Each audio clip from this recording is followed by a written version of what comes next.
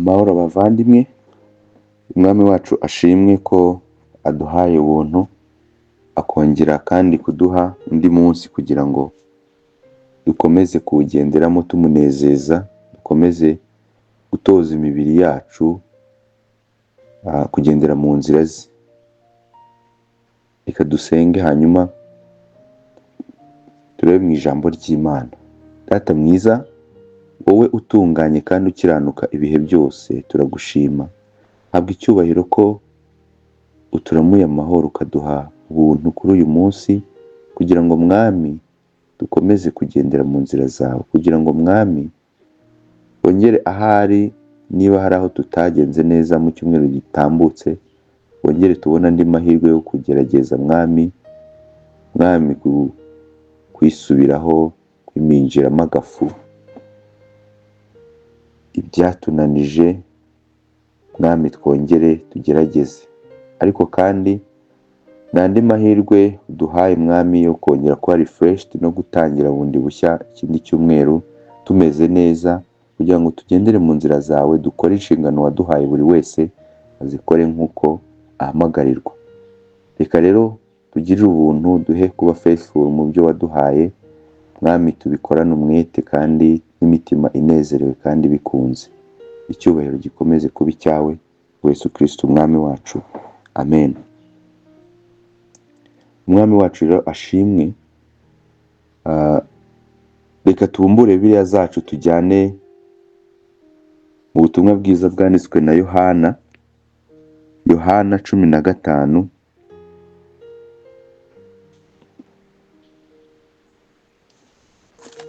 Ndasoma umurongo wa 14, aba ari wo dutekerezaho muri iki gitondo. Haranditse ngo, muri inshuti zanjye nimukora ibyo mbategeka. Muri inshuti zanjye nimukora ibyo mbategeka. Niyo magambo nsaba Imana, nifuza yuko uyu munsi tuyatekerezaho tukareba, ese Kristo kubera iki ubucuti bwacu nawe, cyangwa se ubucuti hagati ye n'abigishwa be abupimira ku gukora, kuko abigishwa be cyangwa se abakristo bakora ibyo abategeka. Kuki atari ubucuti busanzwe buri aho gutyo gusa, bwo kuba nyine baramumenye nawe akaba bazi, ariko not necessarily yuko bagendera ku mategeko ye, bakora ibyo avuga. Ikintu kiratangaje, nagira ngo nkubaze, ese ujya ugitekerezaho? Ujya wibaza, ese kuki ubu bucuti bwacu na Kristo bukwiye kuba bushingiye ku gukora cyangwa se kukubaha, ukumvira amategeko ye? Kuki bimeze nk'aho iyi nshuti yacu, uyu muntu twita inshuti ze, ubucuti bwacu nawe bukwiye kuba bushingiye ku kuba at the same time twanabaye abagaragu be? Umurongo ukurikiraho ahita avuga ngo, sinkibita abagaragu kuko umugaragu atazi ibyo shebuja akora, ngo ahubwo mbise inshuti kuko ibyo numvise kuri data byose mbibamenyesheje. Ariko biragaragara ko n'ubundi, nubwo bwose atari yo titre aprefera gukoresha ngo akomeza abita abagaragu, ariko still aracyadimandinga ko bakora n'ubundi by'umugaragu yagakoze, bakumvira amategeko ye, bakayitondera.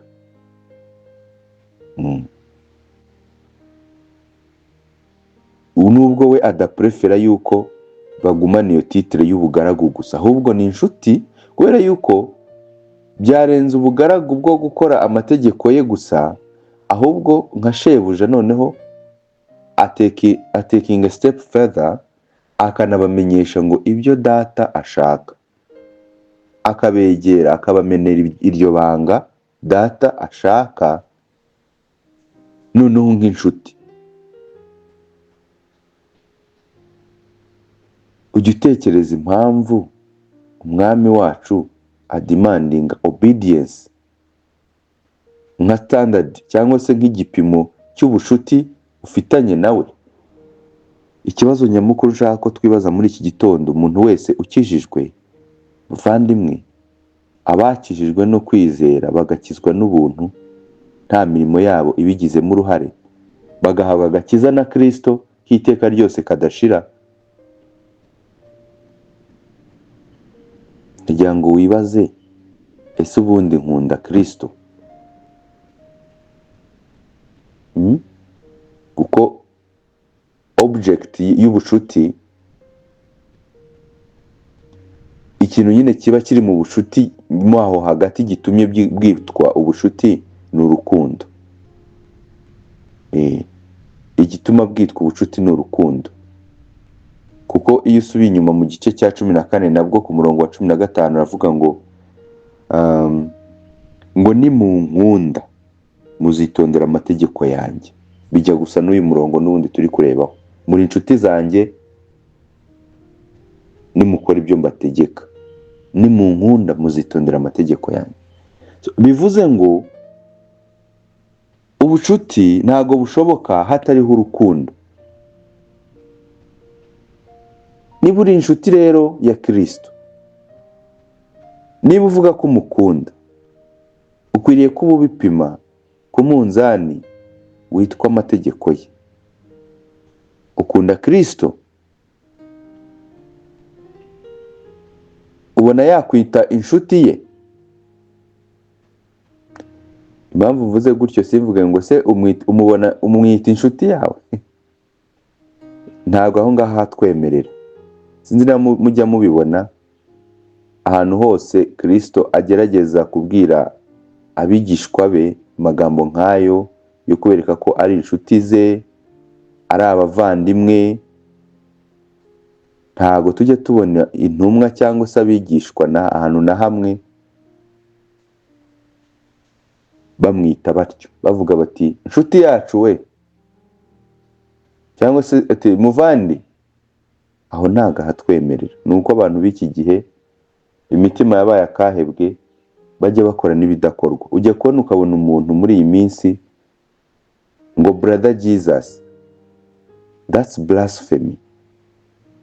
Ubwo n'ubwibone no gushaka kwireshyeshya ku rutugu nawe.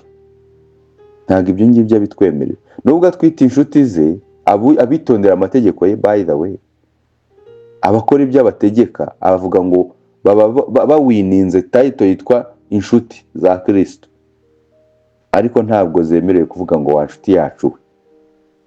Impamvu nekereza nuko abigishwa aribo babwiwe aya magambo direct bwa mbere, ntago bigeze bamutinyuka batyo. Still bakomeza bavuga ati master, bakomeza bavuga ati mwami, bakomeza bavuga ati mwigisha, bakomezaga barekonesa uwo ari we, nubwo bwose we yaberetse ko abohokewe no kubita inshuti ze, ariko ntago yigeze abemerera nabo guhindukira ngo bamwite inshuti yabo. Icyo kintu tujye tukimenya, tumenye imbago tutagomba kurenga, kubera yuko hari igihe dukoresha ururimi rwacu mu kwisumbukuruza cyangwa se no gusuzugura Imana mu mvugo. Nyine ukumva imvugo dukoresha iralakinga icyubahiro, iralakinga reverence. Ntabwo dufite icyo gitinyiro. Nubwo atwita inshuti ze, ntabwo mu by'ukuri bitwemerera kumwubahuka ngo duhite dutangira kugenda tumufashe ku rutugu. Tangire kujya uvugira izina ry'Imana mu busa, mu bintu bidafite pfo na ruguru. Brother Jesus, hari nabo njya mbona ngo grand frère, nyine ukumva ni amazina y'akamenyero adafite icyubahiro na busa. Ibyo rero ntago abyemera. Ntago tujya tubona abigishwa ahantu na hamwe bakoresha amagambo nk'ayo, bakomeza kumwadressinga nka master wabo, bakomeza kumwadressinga nk'umwami. Reka rero tujye twirinda imvugo tutabona muri Bibiliya, twoye guhimba, kuko naho yakwita inshuti ntago yavuze ngo akwemereye wowe yuko wabimwita. So aho wenda siho nshaka kujya. You will check, muzakore ubwo bushakashatsi, mujye mu byanditswe murebe niba hari ahantu abigishwa be ahantu na rimwe bajya bamwadressinga gutyo. Haba na wa undi ngo Yesu yakundaga ariwe Yohana uyu nguyu, ntago atinyuka gukora ibyo ngibyo. Aha rero nagira ngo buri wese yibaza ati, nkunda umwami, ndi inshuti ye, ubu andebye nanjye yavuga ko ndi inshuti ye? Iki ngiki ukibaza. Ubu ngubu umwami andebye yabona ndi inshuti ye? Kavuga ngo muri inshuti zanjye nimwitondera, nimukora ibyo mbategeka. Rero ntabwo byakugora kubimenya. Niba ukunda Imana, niba ukunda Kristo, it's not difficult. Ni ibintu byoroshye kubitahura. Ushobora kwigenzura mu buzima bwawe ukareba ngo ese nkora ibyo antegeka? First of all, Kristo ategeka ibiki? Wasanga utanabizi kandi ugakomeza uclaiminga ubucuti bwawe nawe. Ategeka iki mbere na mbere? Urakizi? Aha, utakizi we tumuveho. Ukizi se uragikora? Uracyitondera? Ukigenderamo? Reka iyo ngiyo ibe challenge y'uyu munsi, iyo challenge y'ubuzima bwacu bwose. Wibaze, ese ni iki Kristo demanding? Ni iki nkwiriye gukora? Ni iki antegeka ngomba gupracticinga? Ni iki ambwira naho cyaba kibangamira kamere yanjye ngomba kwitondera nkagikora, ariko nyine nka qualifyinga kuba inshuti ya Kristo, nka qualifyinga ko nanjye mba mu bantu amenera amabanga, abwira ibyo Data ashaka, nkabasha kubigenderamo ntahusha. Kubera yuko iki kintu cyo vuga ngo sinkibita ngo abagaragu kubera yuko ngo nabamenyesheje ibyo Data ashaka,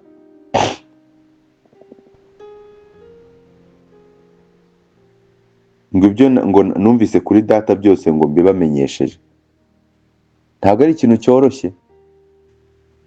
Wishurirwa ubushake bw'Imana ukabugenderamo ntako bisa, kubera ko ahantu henshi tugongana n'Uwiteka nuko tuba turi guhuzagurika dukora ibyo adashaka.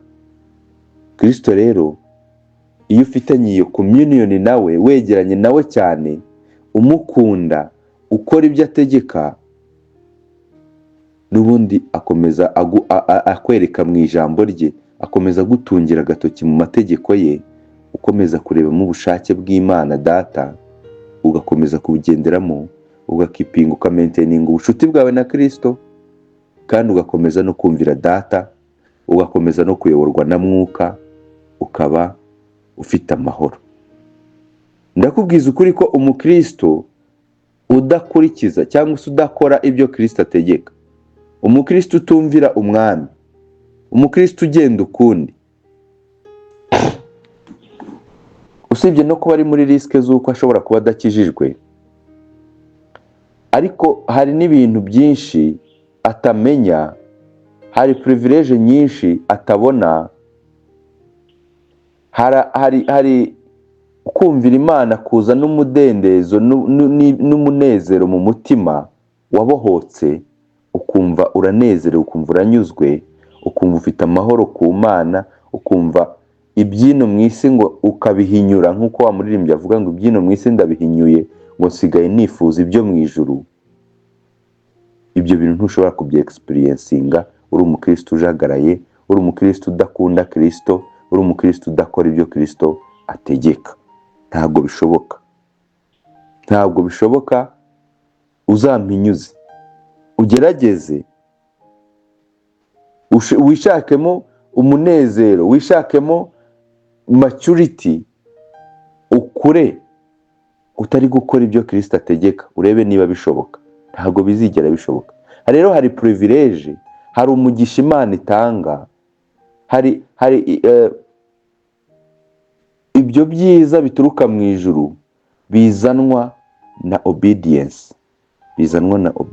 Bavandimwe, tujye tuvuga ngo twakijwe n'ubuntu kubwo kwizera, niko Bibiliya ivuga. Noneho twebwe tukabyenterpreta dukuramo umwanzuro w'uko tugiye noneho gukuruwaza amaboko tukagereka akaguru ku kandi, bikaba noneho wagira ngo ubwo ari ubuntu, ubwo nta n'icyo mfite cyo kubikoraho, reka niyicarire ubwo nzajya mu ijuru. Reka nyine ngenda bigura intege. Ukabona umukristo ntajya ashyira imbaraga mu rugendo rwe, ukabona ni umuntu ujenjetse, ni umuntu utameze nk'aho ntacyo yitayeho, mbese ubona adashyira imbaraga, adashyira umwete muri means of grace, adashyira umwete mu gukomeza kubaha amategeko y'Imana, ahubwo ukabona aragenda bigura intege, aracumbagira mu byo akora. Ibyo rero ndakubwiza ukuri yuko birangira uyu muntu, bizarangira abuze byose nk'ingata imennye. Uyu muntu ari mu kaga. Ariko kandi no muri ubu buzima hari ibintu utazigera ubona, ndakubwiza ukuri. Hari ibintu utazigera ubona, kubera yuko Imana yacu hari ibintu itazigera kwintrustinga, itazigera yemerera kugukoresha, kubera yuko ibibona yuko ubwo butunzi bwayo, iyo noble task, itashobora kuyintrustinga, itashobora kuyishyira mu biganza by'umuntu ujagaraye ufite ubuzima bunyanyagiye hano na hariya. Ikareba nyine undi yintrusting ikintu cy'agaciro, kubera yuko nyine ari serious, walking urugendo rwe atunganya, ari ku murongo, ari upright. Ariko umuntu ugenda zigzag anyura hano na hariya adafite umusimamo, ubu ntabwo Imana izigera imukoresha ibintu bizima. Nta bintu bizima. Rero Imana idemanding obedience to the law of Christ, kubaha amategeko ya Kristo, kuyagenderamo. Aho ngaho wironkera ubucuti na Kristo, ukagaininga icyo gikundiro, ukagaininga iyo companionship ndetse na communion, kuba uri very close nawe. Kuko ubu bucuti avuga abavandimwe ntabwo ari bwa bucuti bwo kuba uziranye n'umuntu mugendana muganira rimwe na rimwe, ahubwo iyi ngiyi ni intimacy. Iyi ngiyi ni communion, ni close friendship, bimwe ibyina bita ngo ni ababesto. Nyine ni wa muntu w'imbere muganira, ushobora gutrustinga yuko ikibazo cyawe ari cyo kibazo cye, mwikorerana imitwaro, musangira byose.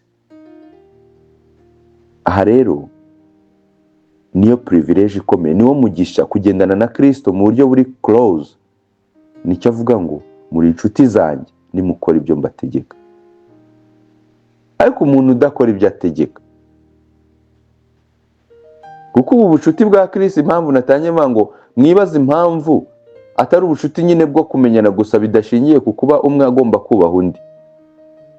Aha rero biratandukanye, umwe agomba kubaha undi, kandi ugomba kubaha undi, it's not vice versa. Ntabwo ari Kristo ugomba kukubaha, ni wowe ugomba kubaha Kristo. It's one way obedience. Ariko kandi mukaba inshuti, akagukunda, akakumenyesha ibyo data ashaka, akakuba hafi. Niba rero utemera kuba umugaragu wa Kristo, mu yandi magambo,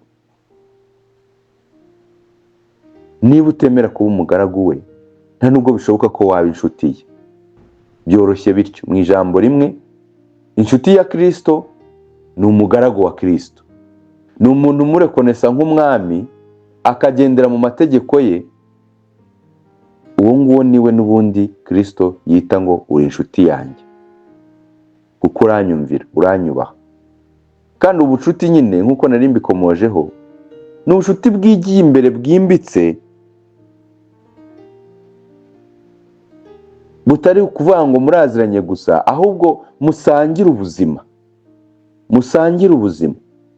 Uyu nguyu ikimubabaje kimushengura umutima kiba kiri ku mutima wa Kristo.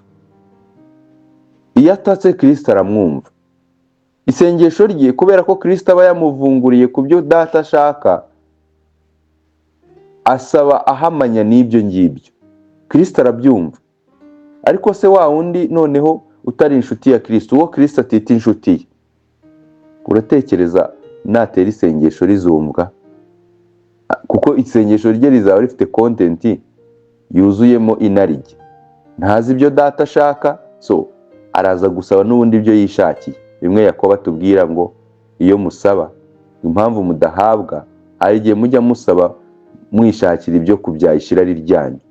Ibyo rero ntimuzategereze ko muzabihabwa, bikagenda bityo. Ni ukuvuga ngo Kristo aravuga ngo muri inshuti zanjye nimukora ibyo mbategeka. Byoroshye bityo.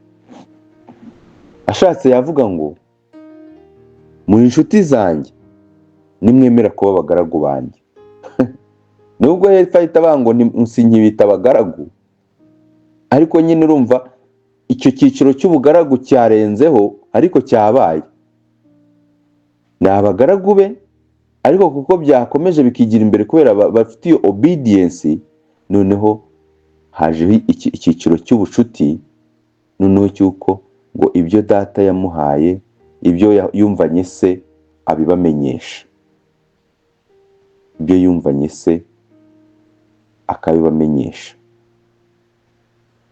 bigatuma bagirana ayo mabanga Kristo akura kuri se akayabwira inshuti ze, nazo ngo bakagirana ubwo busabane, zikabasha no kuyagenderamo. Ibi rero bavandimwe, utari inshuti ya Kristo, cyangwa se mu yandi magambo utari umugaragu wa Kristo, biragoye kuzumvira Data. Niyo mpamvu, kuko nyine aba bantu b'inshuti ze urabona ko bafite privilege yo kumenya icyo Data ashaka, kuko Kristo arakibamenyesha. Biragoye kumvira Imana, biragoye kugendera mu mategeko yayo utari umugaragu wa Kristo, kuko ntago wakumvira umwe ngo ureke undi. Ntago wacudika na Kristo unanirwe kumenya icyo Imana ishaka. Ariko kandi ntago wahinyura Kristo ngo wibwire yuko mu buryo ubwo ari bwo bwose uzubaha Data. Ntibishoboka. Cyangwa ngo uzumvira Mwuka.